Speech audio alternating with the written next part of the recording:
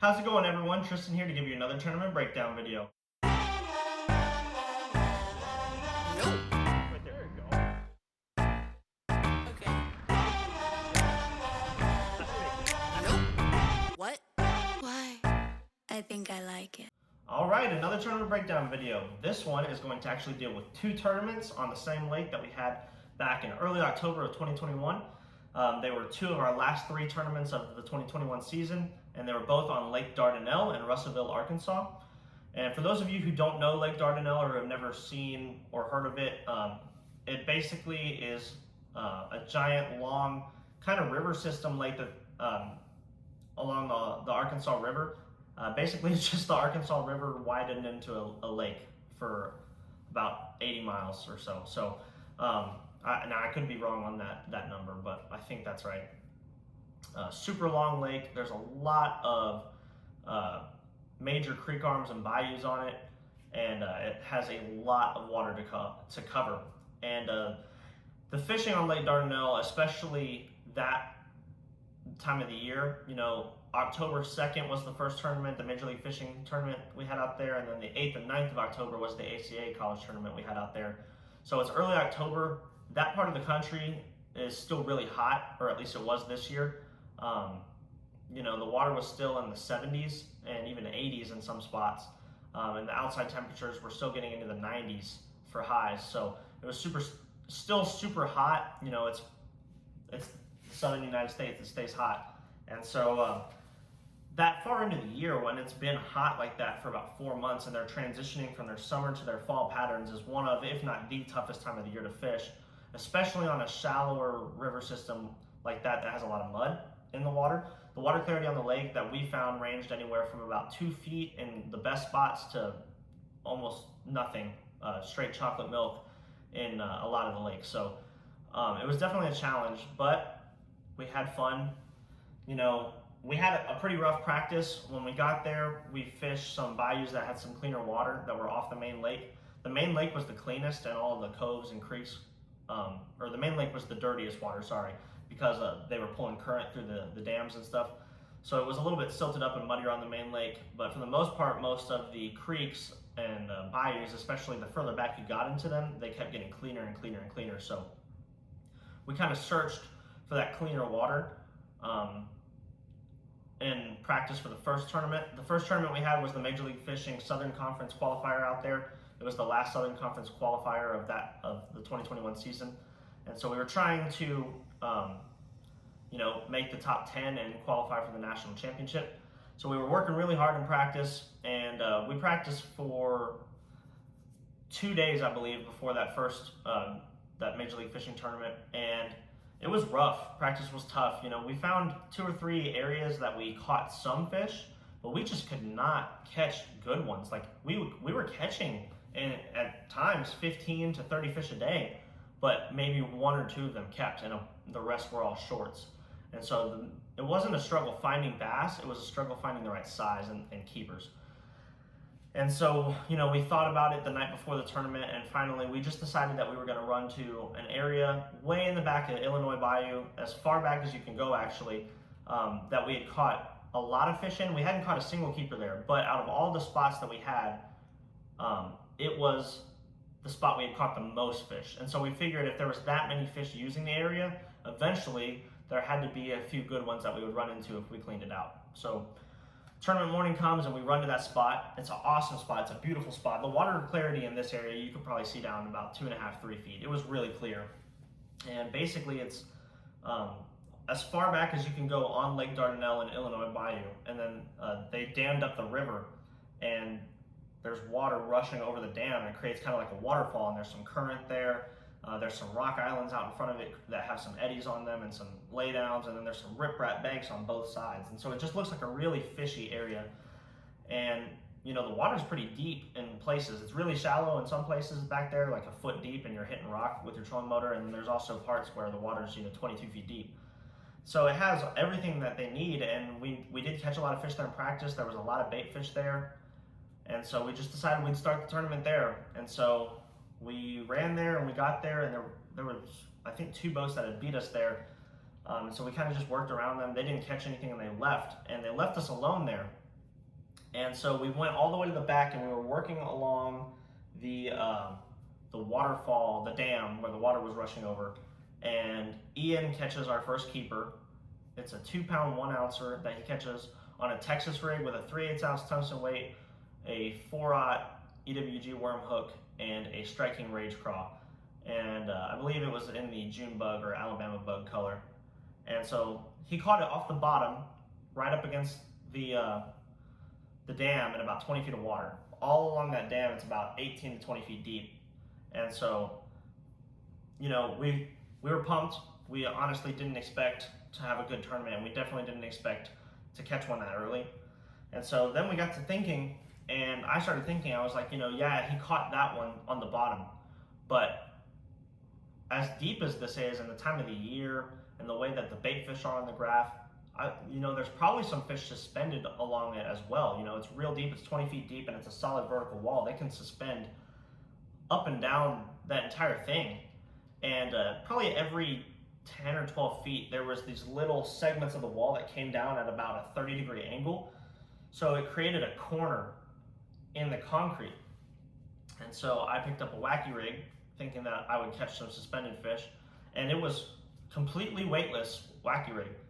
And I think my second cast, I made a cast into one of those corners on the dam, and I feel a tick, and I see my line start taking off towards deeper water, and I set the hook in. Man, it was one of the coolest fish catches of my life. It was a 6-pounder. I actually have a clip. We unfortunately didn't get this on video because we had a terrible practice, and the night before we were talking, and we were like, you know, we got to qualify. We need to just focus on fishing, so we're not going to worry about recording tomorrow. You know, it's just, let's focus on fishing, and whatever happens, happens. And so, of course, we start catching them pretty decent, and we're not recording. So I got the camera out, and I took a quick clip of the two fish in the live well, just kind of showing them, and you can also kind of see the area that we're fishing in the clip. So I'm gonna roll that clip now. What's up, everybody? This is Tristan from Metroplex Bass Addicts here on Lake Dardanelle for the Major League Fishing Abu Garcia College Fishing Southern Conference Tournament. We had a really rough practice. We only caught 2 keepers over 3 days of practice, so we decided we weren't gonna film because we didn't think we'd do too hot. But of course, we kind of found something out maybe, and we have some pretty good ones in the box that we caught off camera, so I'm gonna show them to you real quick. So there's Ian up there, he's still fishing.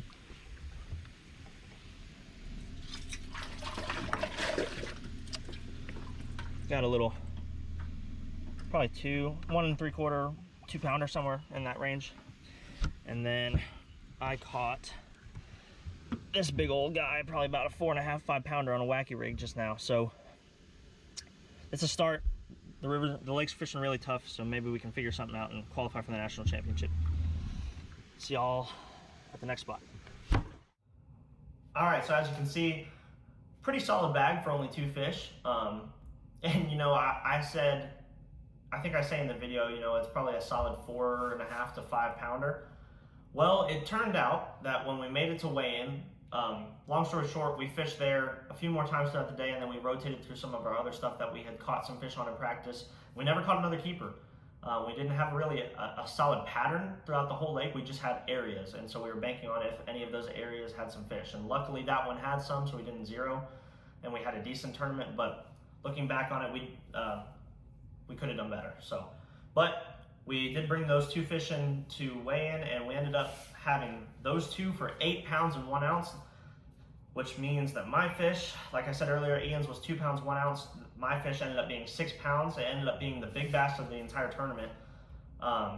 And so, unfortunately, Major League Fishing doesn't do a big bass award for high school or for their high school or college circuits.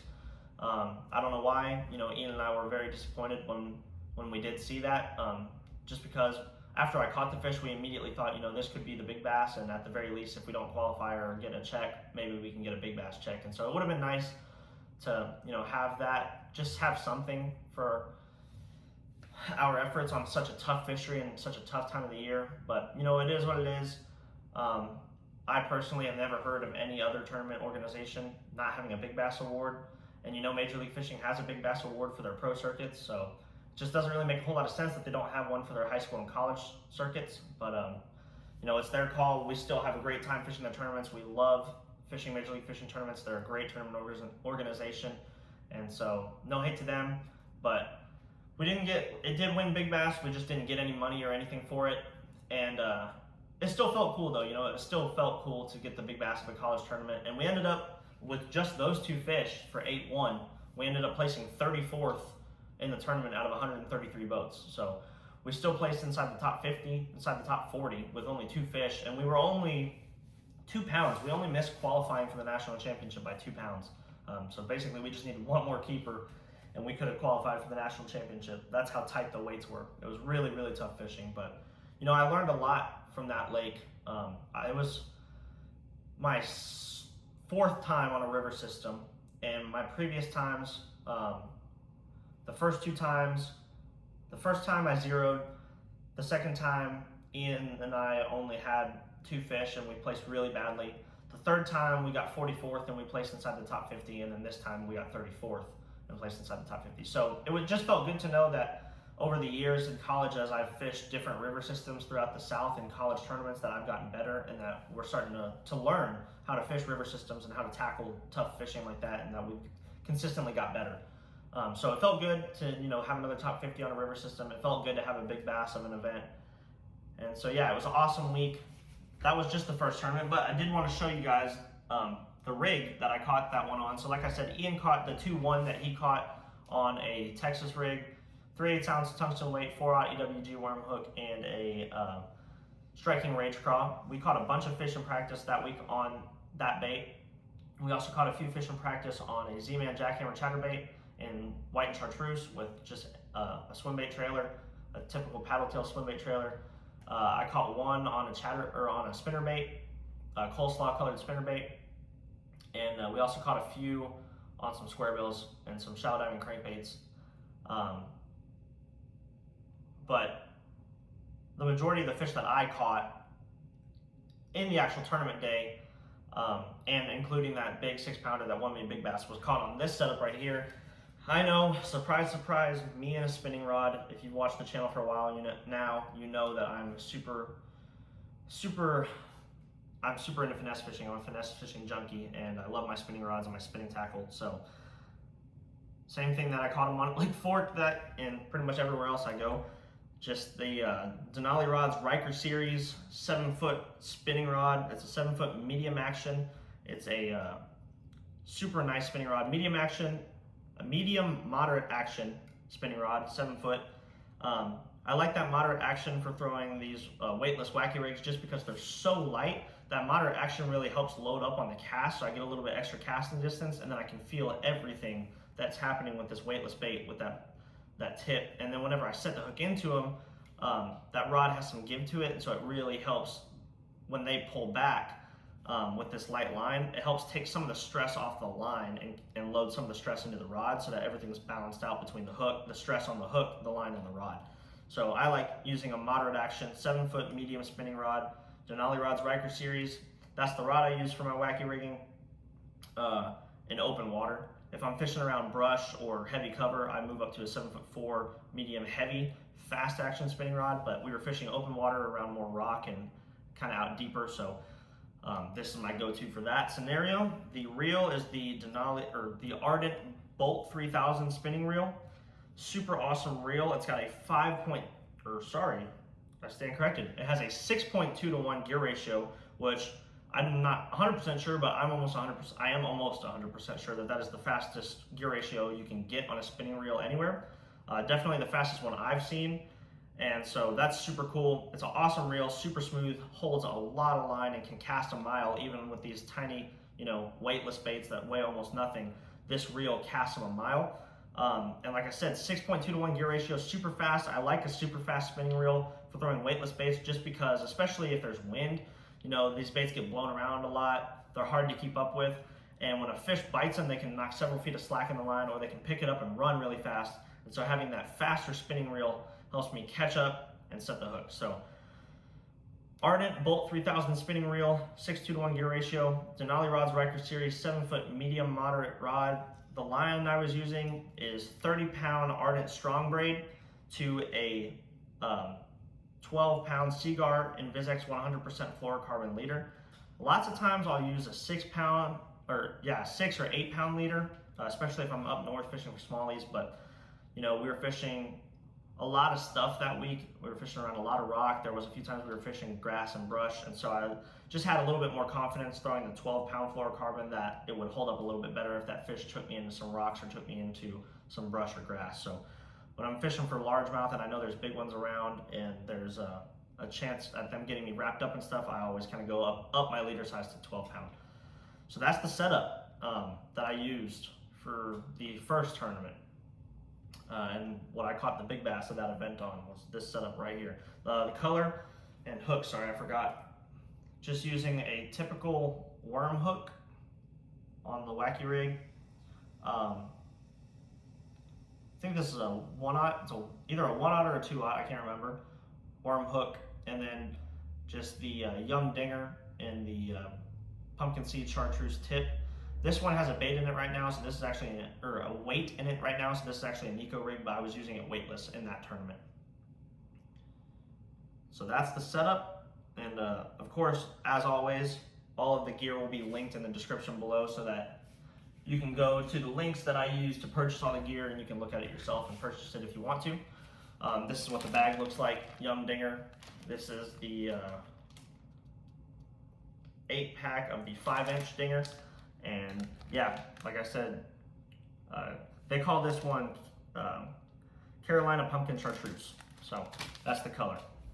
So that's what I used to catch the big bass of the first event. Helped us get 34th place out of 133 boats. Second event, unfortunately, we did not place inside the top 50. We had a horrible event. We placed 114th out of 219 boats. It was our worst finish of the year by far.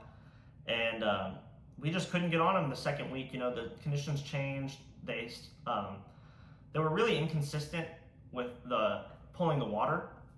Some days they were pulling a lot of current, some days they were pulling almost none, and then they would change it up midway through the day, and you had to know the schedule. We did, but we just didn't time our best spots right in the second event on when they were pulling the water. And also we got a super early boat draw the first morning, so we had to come in really early, and they didn't start pulling water on the second tournament until later in the day, and so we actually missed the last 2 hours of good fishing when they were pulling current, because that's just the way that we drew our boat number. So that was unfortunate, but in practice for that event we did find a decent pattern. It was completely different. We were on the main lake now in more just kind of small coves and pockets off the main lake. It was getting a little bit colder leading up to this event, and so we thought that maybe some of the fish would be starting to make their fall migration into some of the smaller coves right off the main lake that still had some current near them.